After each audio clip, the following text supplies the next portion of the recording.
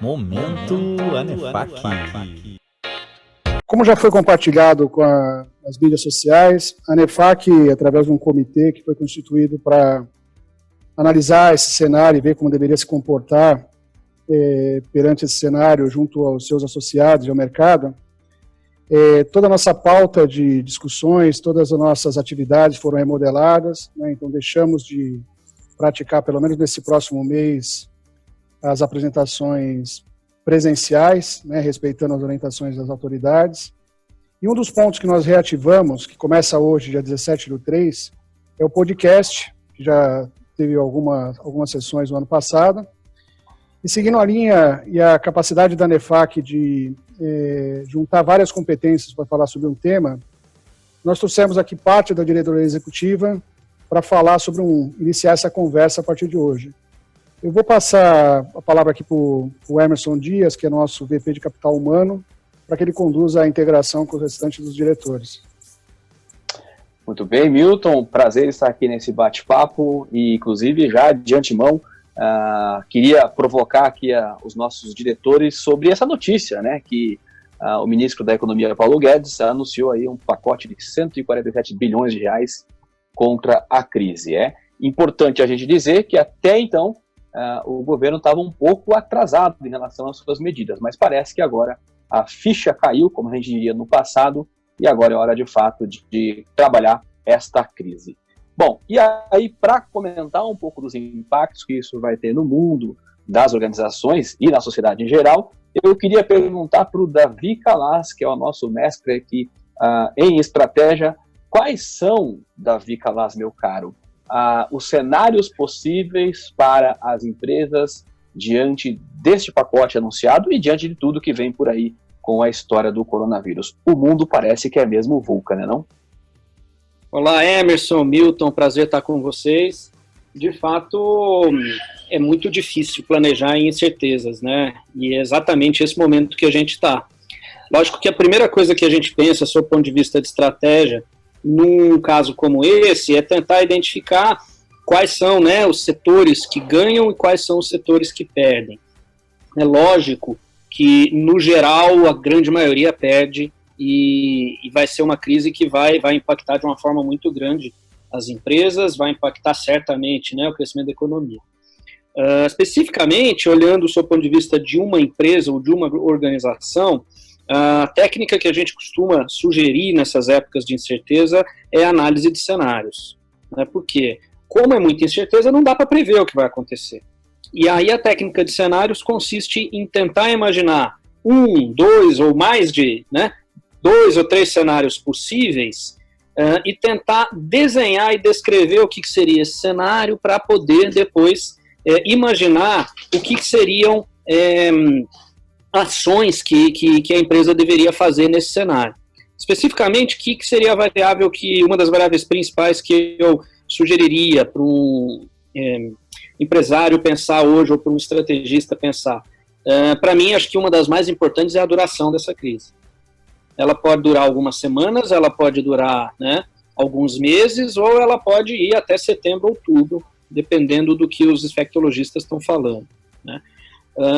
As ações que você vai fazer, a maneira como você vai escalonar os funcionários, as ações de reação, até mesmo as questões financeiras, elas vão ser muito diferentes de acordo com cada um desses 2 ou 3 cenários que eu estou falando, né? E aí, nesse sentido, o que a gente pode fazer? Identificar o que seriam, no inglês eles chamam, né, de early warning signal, e tentar identificar o que seria isso, né? Quais são os sinais que fazem com que esse cenário está acontecendo? E já antecipar para esse cenário o que seriam as ações mais adequadas. Para o outro cenário, o que seriam as ações mais adequadas. De modo que, se o cenário se concretizar, você já sabe minimamente por onde começar. Acho que essa é a primeira dica, Emerson. Muito bom, Davi. Muito obrigado aí pelas suas contribuições. E você falou de lidar com incerteza, né, criar cenários e tentar se antecipar.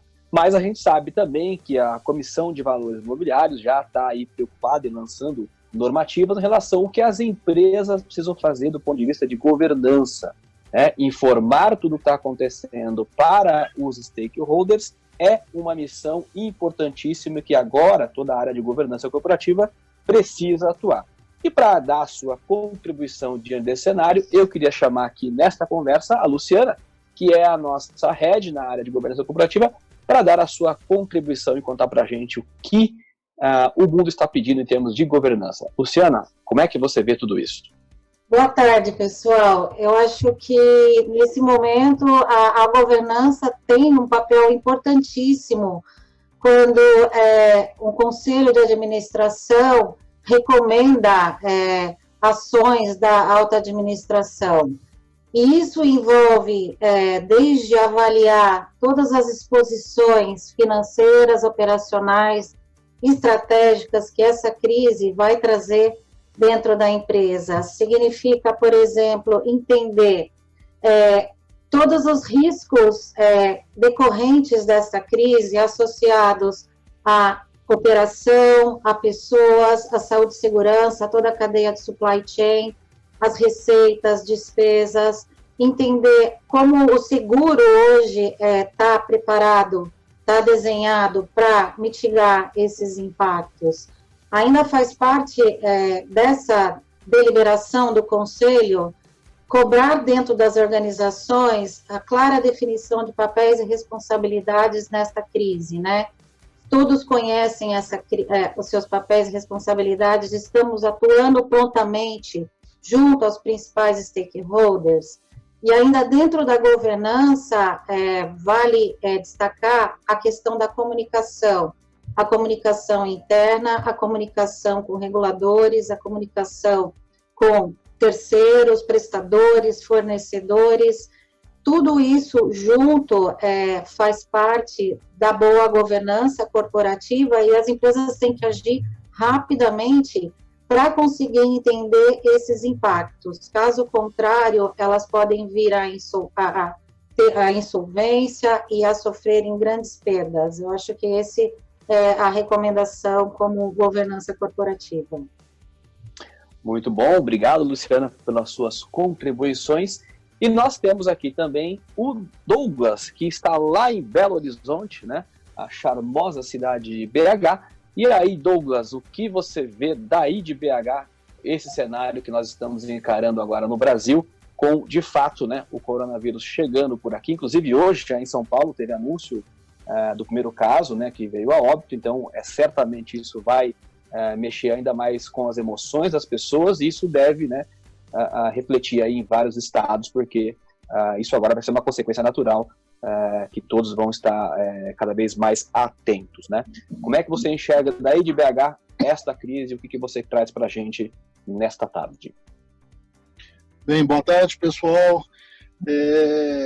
Um ponto que foi comentado minutos atrás foi a parte dos cenários, né? Eu me lembrei aqui, normalmente quando a empresa está montando um orçamento, às vezes ela põe um cenário mais otimista, se todas as reformas forem aprovadas, se o Brasil crescer acima de 2% ao ano, etc.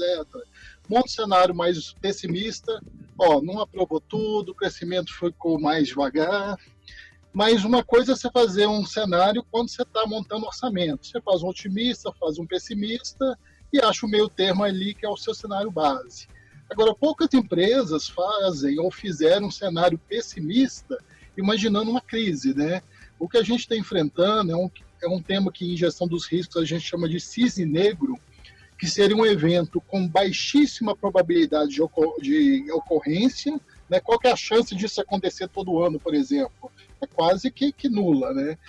Mas, apesar de ser baixíssima a probabilidade de ocorrência, caso esse risco, né, se materialize, os impactos no negócio são enormes, né? E é justamente o que nós estamos enfrentando. No primeiro momento, as empresas estão muito preocupadas com a saúde dos funcionários e, principalmente, evitar, né, a proliferação do contágio, né? Muitas empresas adotando programas de home office, cortando viagens, etc., mas a gente tem que pensar também na parte de logística, de operações das empresas, né? Será que eu tenho algum fornecedor que está sendo impactado? Será que isso vai impactar no meu fornecimento de matéria-prima? né? E por outro lado, né, e a minha logística, né? Tem muitas empresas que dependem de matéria-prima importada, vários países já estão fechando suas fronteiras, então a empresa está preparada para isso, ela tem fornecedor substituto, então a gente está num cenário bem crítico e a empresa tem que se preparar para essa crise, né? Realmente a grande dúvida aí é a duração, né? Vai ser um pico em abril e maio, isso vai estender mais tempo, porque a época de frio no Brasil, o inverno é no meio do ano, não vai. E então, acho que a diretriz é a empresa se fazer um planejamento em gestão de pessoas, como preservar seus talentos, gestão da cadeia de suprimentos, logística de entrada e saída, e se preparar por horizontes de, vamos dizer, curto prazo aí, 1-2 meses, e um horizonte maior também, o que ela deve fazer.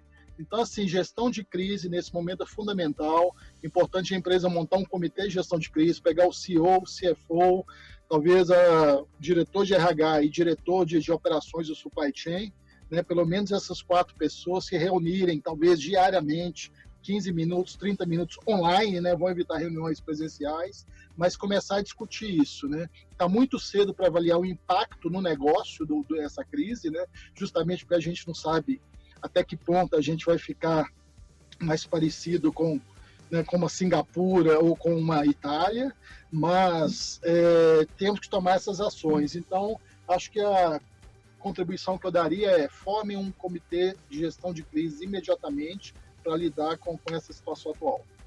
E no mais, obrigado, pessoal.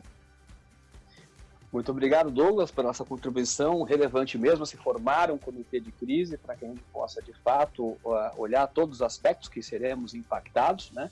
E nós aqui da NEFAC estamos exatamente com este intuito. É por isso que nós temos hoje aqui pessoas dos mais variados expertise para falar com você associado à NEFAC. Porque a nossa missão sempre é promover um âmbito nacional, o desenvolvimento dos executivos das áreas de finanças, administração e contabilidade, por meio do compartilhamento de experiências e incentivar a pesquisa e a educação continuada e contribuir na construção de relacionamentos. É isso que a gente faz de melhor, porque a gente reúne o melhor do capital humano, que é a diversidade de pensamento e a diversidade de visões sobre os fatos. Eu espero que você tenha gostado desse primeiro bate-papo. A gente vai continuar interagindo nas redes sociais, você também pode visitar o site anefac.org e nas redes sociais é só procurar a NEFAC. A gente vai contribuir com conversas num podcast como este aqui, em vídeos e em textos. Estamos aqui cumprindo com a nossa visão de ser uma entidade reconhecida pela liderança de pensamento, excelência e prestação de contas por meio de ações de capacitação profissional. Eu sou Emerson Dias, vice-presidente de Capital Humano, e foi um prazer bater esse papo com todos vocês. Até a próxima.